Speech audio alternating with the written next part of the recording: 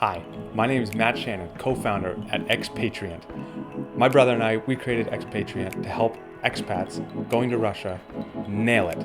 We want you to have the best time and get the best experience you can out of working and living in Russia. Join us, Expatriant, on YouTube. Welcome to the first episode on the Expatriant YouTube channel. We finally got around to bringing our content to the next level. We have over 10,000 people a month on our site looking at how to move to Russia, what are the opportunities in Russia, and we want to help you. So today, I'm going to tell you why we started Expatriant. Expatriant was born as an idea, me and my brother. I spent 5 years in Russia. My brother currently lives in Kiev, Ukraine. We wanted to share our experience with everybody. I know it can be daunting to try to find a job in Russia or to figure out how to get a residence permit. How can you stay? What are the legal obstacles that are going to be in your way when you're trying to go to Russia? Well, Expatriant was created to dispel all the myths. One of the most frustrating things about Russia is there are so many stereotypes, that it's some dangerous, crazy place with no opportunity, some third world country. Well, I'm here to tell you that none of that is true. On Expatriant, we are going to dispel the myths. We're going to tell you exactly what it's like to live and work in Russia. Most people don't know this, but Russia is actually really a country of opportunities still.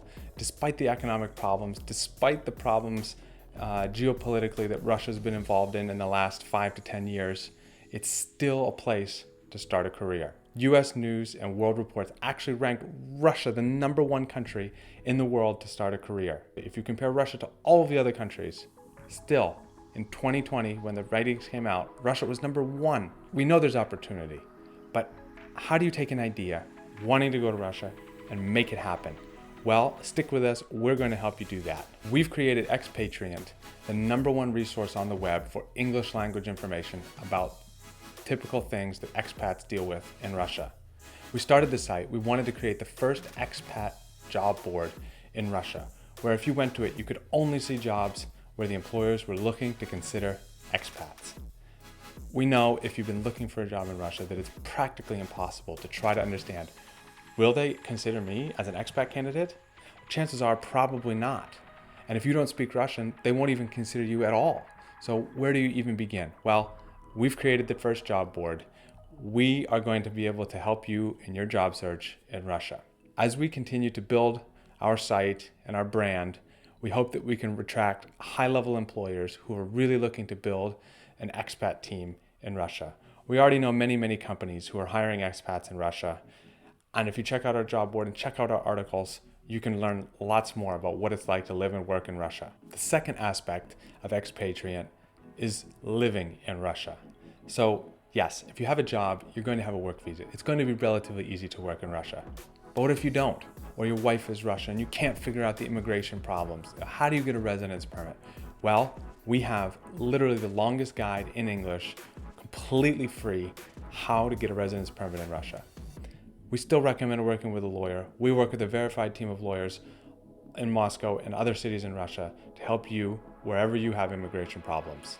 But if you think you want to do it on your own and you're ready to waste a lot of time, because it's going to take a lot of time, check out our guide, everything you need to know about temporary residence permits in Russia.